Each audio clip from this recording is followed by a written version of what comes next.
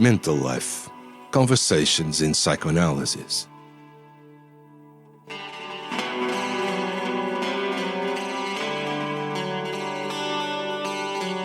Conveying psychoanalytical thought simply.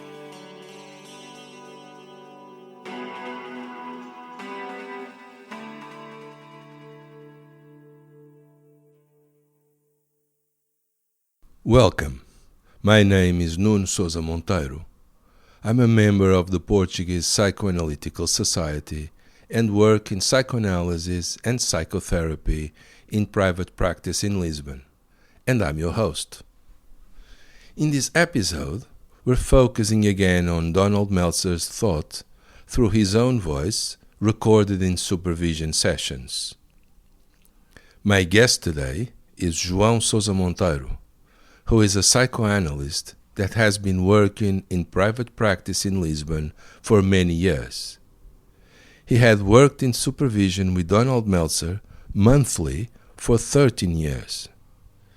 In 2019, he published with Routledge the book Long-Term Psychoanalytical Supervision with Donald Meltzer. He has kindly shared with me the recording of those sessions, which we are now using in this podcast. Hello, and thank you once again for sharing with us these precious recordings. Hello, Nuno. Thank you very much for inviting me to your podcast. I'm privileged to be expected to comment on Meltzer's lines. In today's episode, we're thinking about the Meltzer's passage concerning the role and functions of the analyst. Let us hear it. The analyst doesn't actually do very much. He mainly creates this setting in which the transference can gather through his behavior and his keeping the setting and so on. He enables this transference process to take place. And he assists it a little bit with his interpretations, sometimes. Mostly he takes an interest in it, and this keeps it moving forward, the fact that someone is interested. Because for most children, there's very little interest. If they're fortunate as babies, everybody's interested in the baby and everybody's looking at the baby. By the time they're toddlers and they're walking, maybe mother's interested, maybe daddy sometimes. But once they're talking, no one's interested. No one's interested much in what a child says. If he's hungry, you feed him. If you put him to bed. So for a patient to discover this atmosphere of interest in their mental life and their emotional life is the real therapeutic factor in analysis. I'm very privileged to tentatively comment on Meltzer's lines, which I do find very interesting for both the much he hides, but also for the much he shows. In the first statement, he hides quite a lot, as I see it. The analyst is supposed to basically to create the setting and then make the transference develop a little bit. The way he words his thought conveys that neither the creation of the setting nor the task consisting of developing transference are any more than rather straightforward and commonly agreed among us all. However, if we wish to consider Meltzer's own idea that the most important element of the setting is the concrete experience of a thinking mind in the room, that the analyst should be able to share, to offer the patient the concrete experience of a thinking mind in the room, we perhaps are immediately invited to give the concept of setting a second thought, a more closely thought. But then Meltzer mentions the question of the development of the transference, that the analyst too, in his tone of voice, should very much, as a straightforward task of developing the transference. Well, I would like to quote, this is a rather long quote from Meltzer himself. In an interview he gave to Dr. Mirta Elsner and Robert Elsner, and during the last years of his working life. So I'm quoting from Meltzer. I think that the music of the human language and human voice is very primal. It is the link between mother and baby while the baby is still inside mother's body, in utero. The music of the mother's voice comes through to the baby. Now Meltzer adds, I think that the deepening of the analytic transference is very dependent on this music, of the music of mother's voice, reaching out to the fetus and the baby. So, again, I think that the deepening of the analytic transference is very dependent on the music of mother's voice, and much less dependent on the intellectual insight that you can communicate by your interpretation. I don't really think that interpretations don't have some importance, but the importance they have is mainly that they confirm for the patient that you are really listening and thinking. The patient does not know anything about whether your interpretations are right or wrong, any more than you yourself as analyst know whether they are right or wrong. Things can be utterly wrong and yet fit the material. But that is just the intellectual content and relates to our theories of emotional development and so on, which are very flimsy and deal more or less just with the surface of mental phenomena. End of quote. So you think that the concrete experience of a thinking mind in the room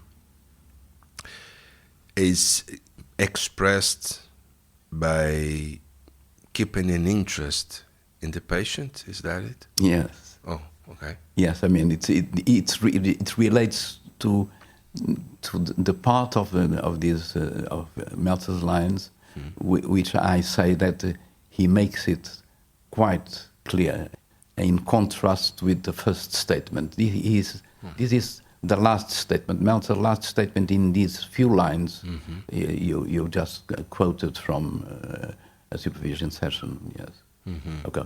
But things are a little bit more complicated, if you don't mind. Of course. I'm sorry. I was just following your train of thought, and not at all. That's okay. Quite correct in my view. Okay. You understand?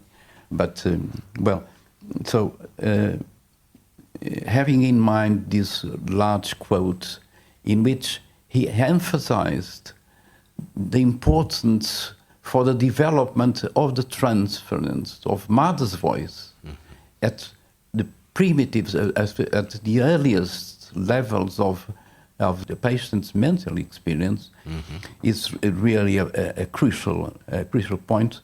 And of course, it points to the idea that the development of the transference has nothing is easy and straightforward. It is no analyst, I believe, can ever say at any moment of any session who exactly is just lying on your couch. Mm-hmm. How many people are lying on your couch and are trying more or less desperately to communicate to you? So, whose voice or voices are really those that the analyst is hearing at any moment of any session?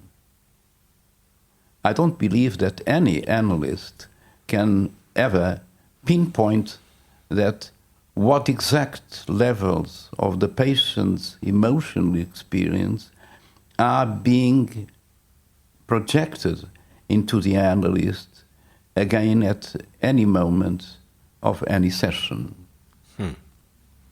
No analyst can ever read the transference in detail, in full. You see, so I'm going back to, again, Meltzer's first statement when he raises the question, but fleetingly, that another task of the analyst is to develop the transference. The analyst actually must invite the transference to develop, to unfold at all these levels of the emotional experience of the patient, to join the sessions, mm-hmm. to join the analysis, the process, the analytic process.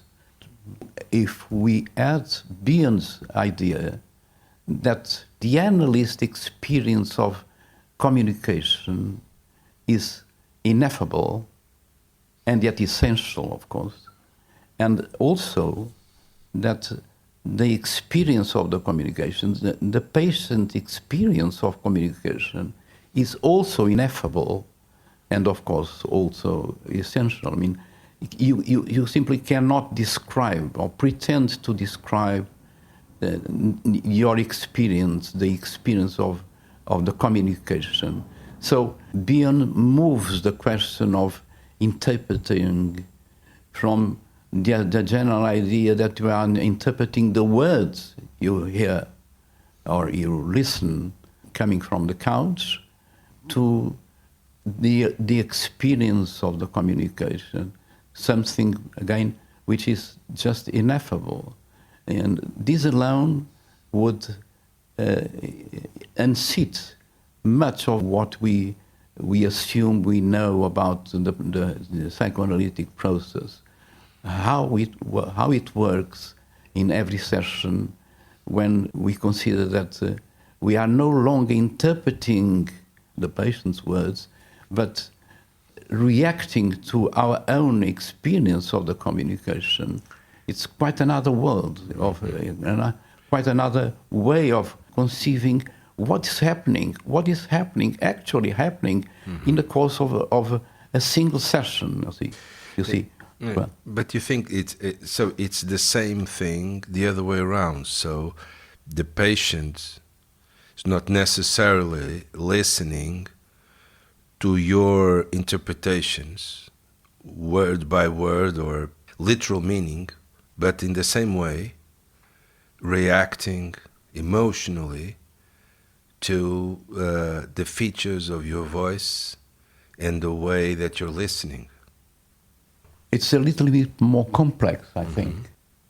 Meltzer raised the idea in a conference in Munich in 1989 that the dialogues in the consulting room, in the course of the same session, the dialogues between patient and analyst really run at the levels of internal characters. Mm-hmm. Essentially, it's the patient's internal characters who communicate with the analyst's internal characters. Words are very much as if musical instruments are objects which allows you to communicate your experience, your unconscious fantasy at the levels you have no idea. Well, you unknowingly, you are of course transferring, projecting into the analyst. You have no idea what you really are projecting, at what levels, every minute, I mean every moment and every session. You never know. You analysts never know. So you better trust your internal characters yourself. So it sometimes happens that the analyst is really genuinely surprised when he realizes that he had said this or that or in this tone of voice or another tone of voice, surprised with what he hears from coming from your own voice. Exactly. But not coming from you, rather than coming from your own internal characters who speak through your voice. This is really a complex. I mean, it's extremely complex and sensitive what goes on in any session, I would believe. Yeah, well, I was thinking that it happens, that experience of listening to our own words as if listening to somebody else, yes. Some other person. Yes, quite. Like we were, quite. I don't know, listening to a presentation of a case or something, yes. Something like that. Sometimes I think the experience is a bit strange at times. A bit. Yeah. There's a strangeness sometimes, Yeah. not in a bad way. No. In a intriguing way, I think. Intriguing, yeah. And sometimes afterwards, after the session, taking notes, put pieces back together. Yeah. And sometimes it can make a different sense, a new sense of what did you really mean by this or that. Yeah. So what you're saying is, well, from Meltzer's idea, that experience happens because when both parties actually let their own internal characters do the talking. Yes. Okay. Yeah. Please do the work for myself. Yeah. Well, it seems a good idea, but then again, I was thinking, how do we do that?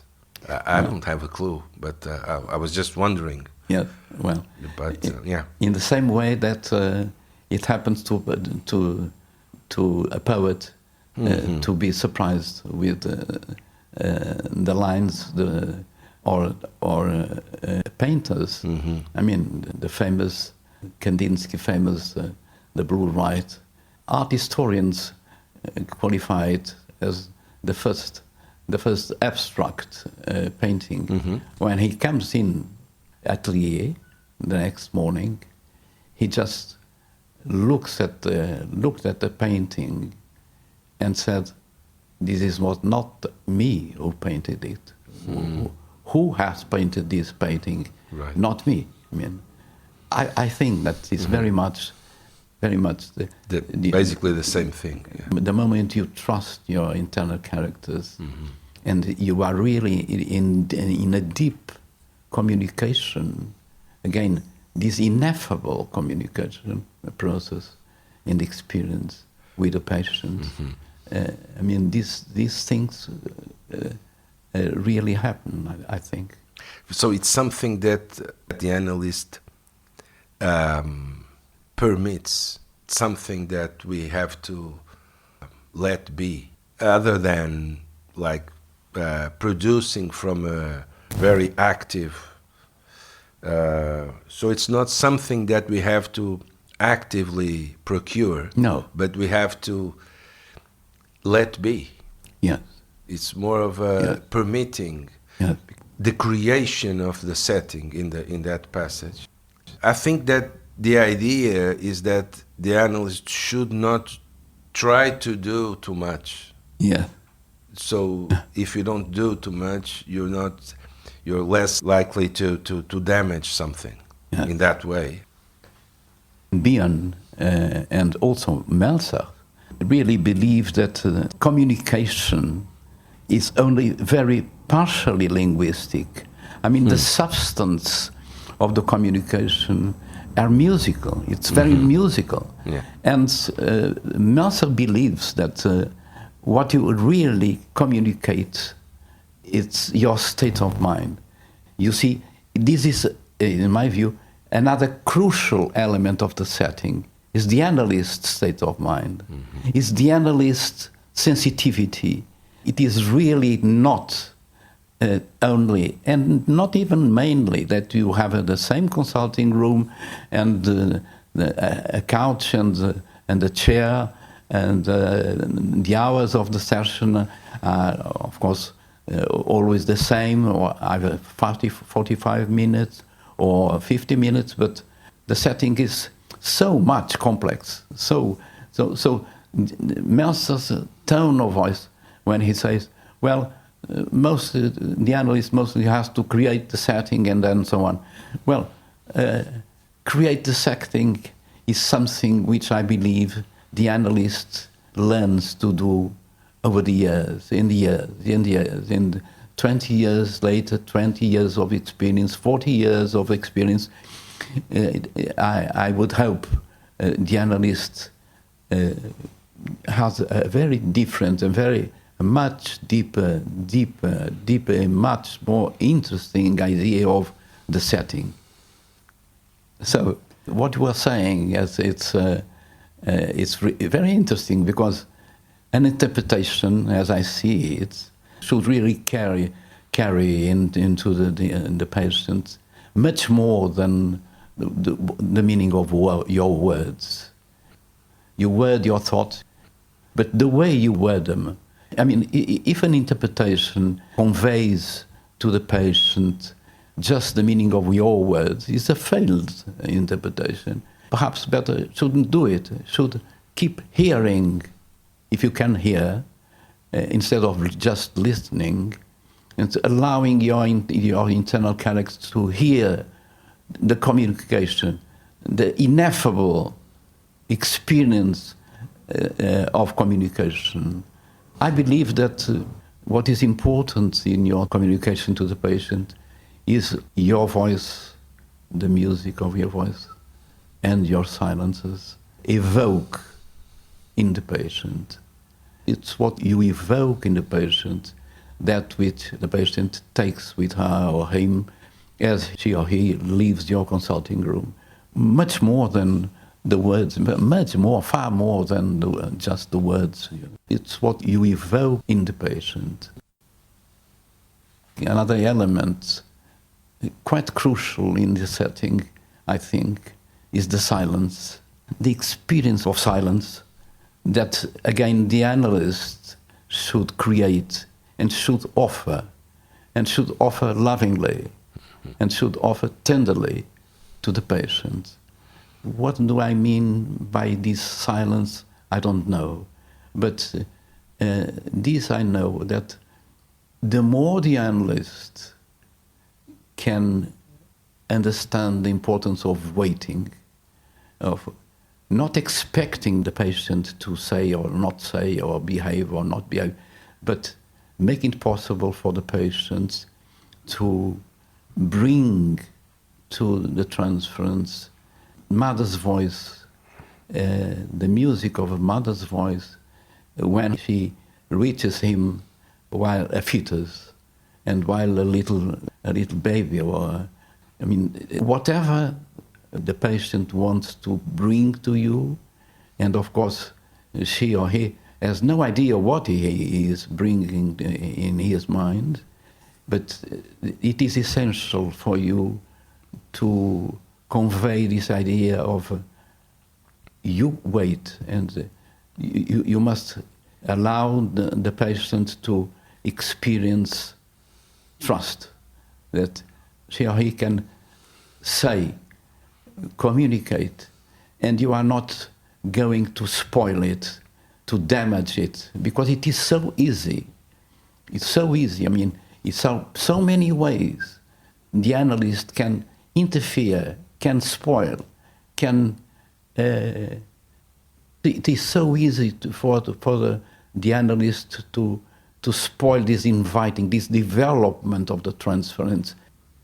But don't you think that by hiding, like you say, well, I take it as a kind of a warning when he says the analyst doesn't do very much, that you should not try to do. So please do not, like you said, do not damage. It's a frail, very delicate and very frail situation. Here comes a very small child. Mm-hmm. So you have to, instead of keeping the idea of, as an analyst, have to do a lot of things because what you have to say is so important. Yes. Which in fact is not. Right. Okay, as long as you're able to, like you were saying, keep silent. Yeah. Yes. Keep, or going back to Meltzer's expression, keep interested. Keep connected. Allow the transference to gather and to develop, like he said. Yeah. But it's difficult to do that because, first of all, you have to change the idea of that the analyst does a lot of things. But it's interesting, your idea that he hides by saying that, because, it really hides, in that sense, a lot of important, maybe the most important things, like you were saying. I tend to think that that he was really preparing his final statement to concentrate on what was a recent discovery by Meltzer himself. For the patient to discover this atmosphere of passionate interest in his mental life and emotional life is the real therapeutic factor in analysis, I think.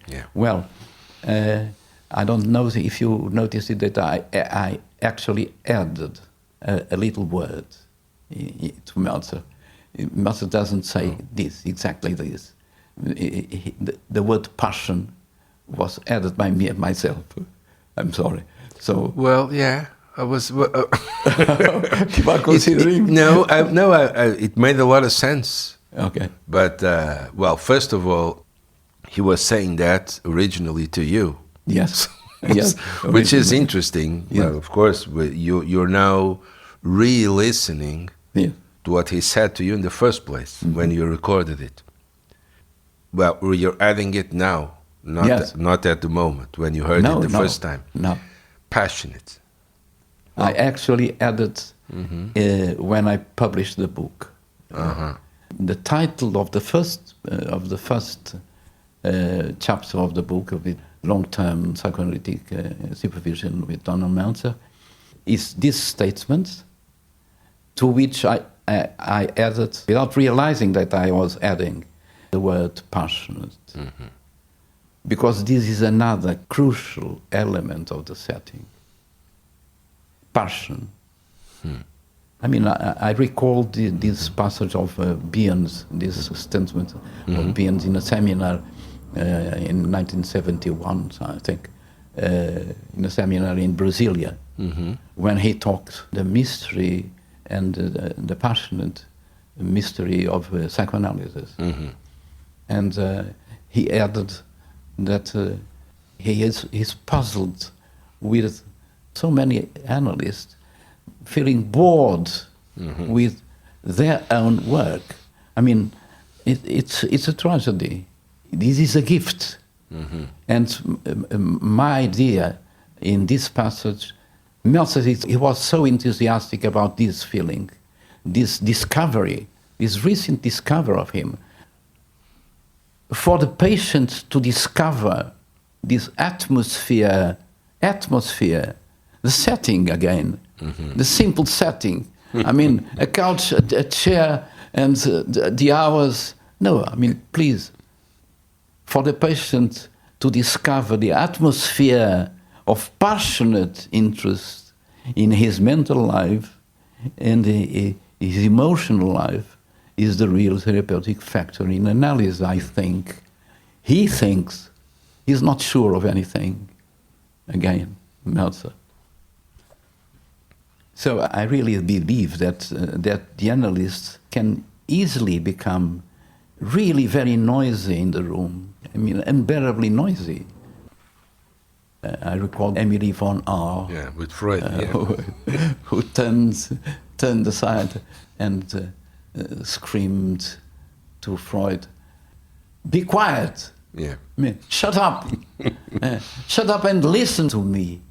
Listen to what I have to tell you.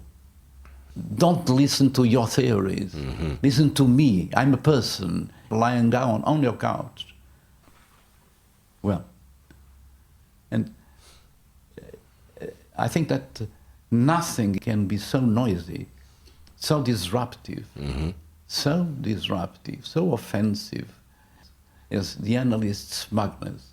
I mean, it is an unbearable noise. Mm-hmm. The analyst who believes that he knows everything. It is very important to be an analyst, and so on. Yeah. I mean, it's terrible. You can spoil an analysis.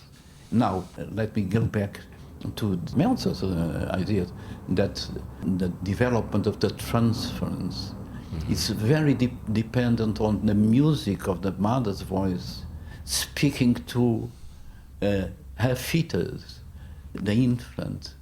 And you can certainly imagine that when anyone entering into your consulting room and immediately spots that the analyst's smugness, I mean, she or he immediately inhibits this sensitive emotional experience that have never have given words and should be heard, not listened to, but heard by the analyst's internal characters. It is terrible. I mean, it should be forbidden for an analyst to be smug, to bring smugness to his own life. I mean, certainly to his own professional life. Mm-hmm. How can Björn said, how can it be that you are bored? Mm-hmm. Bored. Exactly. And certainly boring, I'm adding. Don't be boring. Well, I agree. Like you said, it shouldn't happen. Well, yes, well, it shouldn't. Definitely, because going back to that idea, it impedes. It's something that does not permit everything to unfold and to develop. Like, of course, I mean, going back to the setting, because that smugness. Yes. To the setting. Yeah, exactly. It does not permit the setting, because going back to Meltzer's words, because the setting is created, like he says. Yeah. So it's not like you said, of course. Oh, we have a couch, a chair, and a closed room, and two people inside them. And there you have the setting created. No, you don't. You just don't. Mm-hmm. Well, no, it's like I was thinking that it's like considering. Oh, it's an analysis. It's psychoanalysis, because one of the persons is sat down, and the other is lying on the couch, and that makes it an analytic session. Well, I think we could say it does not. No, that's not what makes it an analytic session. No. In the same way, that is not what makes the setting. So the setting is created. Yeah. So the smugness, like you were saying, it can destroy the very possibility of the creation of a setting, right? Yes, absolutely. Yeah. Absolutely. So, again, I added the word passion to what Meltzer actually said, because because I tend to believe that only a passionate ear can really hear what is so important. I mean, at the deepest level, it is not even necessary to consider the deepest level. I mean, there is so many experiences, fantasies, wishes, desires that are or should be passionate. That only a passionate ear can apprehend what is deep, and if you take passion off your experience of hearing, you certainly lose so many other things, so many things that are present, are lively, are pulsating in the patient, that you really risk. I mean, this is my belief. You really risk to throwing out so many important aspects. It happens to you as analyst, as to me, that after the session, and many sessions, and even hours, days after it, there is a word, there is the music of a word or a sentence or an impression that grows in your mind. It then takes a different form and sheds some new light. This is how it is one reason why it is so important to take detailed notes. That I mean, there are so many things that come to your mind in a different light. I mean, the human mind is so marvelous, so extraordinary, that you should be passionate. So the transference is so mysterious, deeply mysterious, and so sensitive, so really complex, that we are all, I believe, we are all defeated by its complexity. So, okay, Meltzer is right. Yes, the analyst doesn't do very much. All he has to do is to sit quiet and very attentive and passionate behind the couch. He has to do very little indeed, but what he does is so mysterious. Every session is a mystery.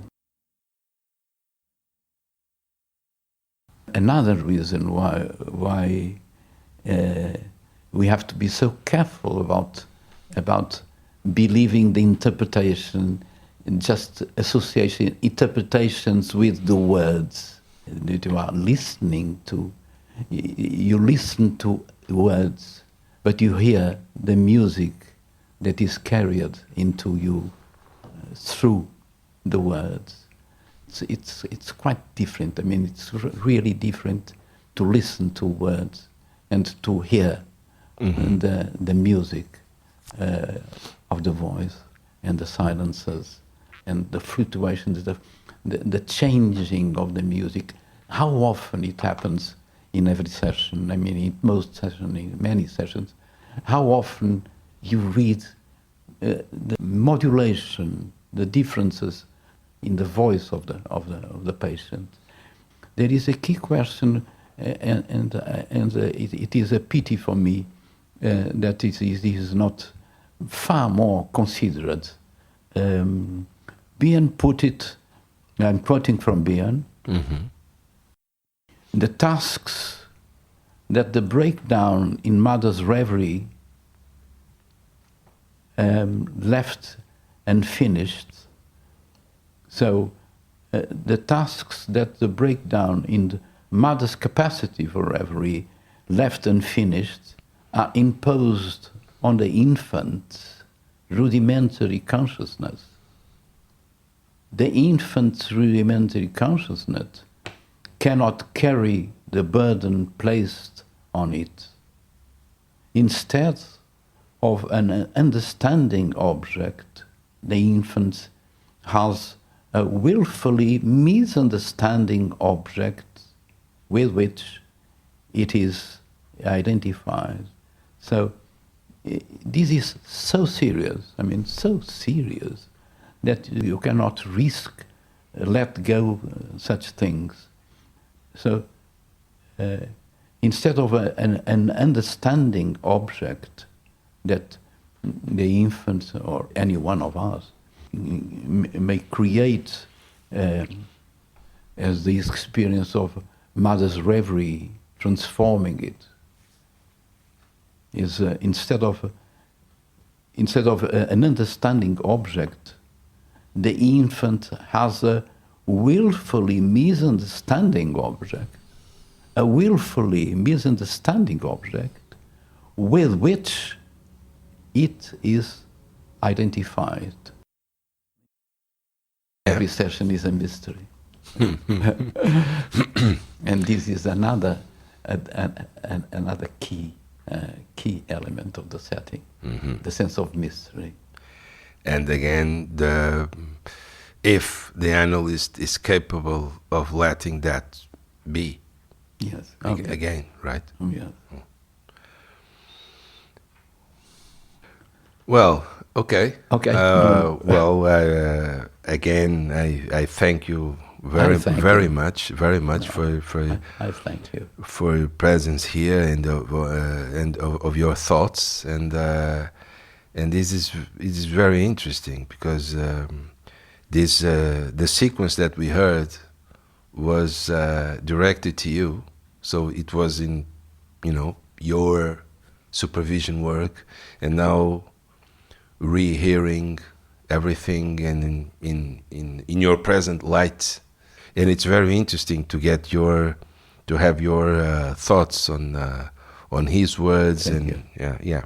Thank you. For me, it's very interesting to have Meltzer back again while we were talking about him, his thoughts. Okay. Well, thank you very so much. Thank you. Thank you very much.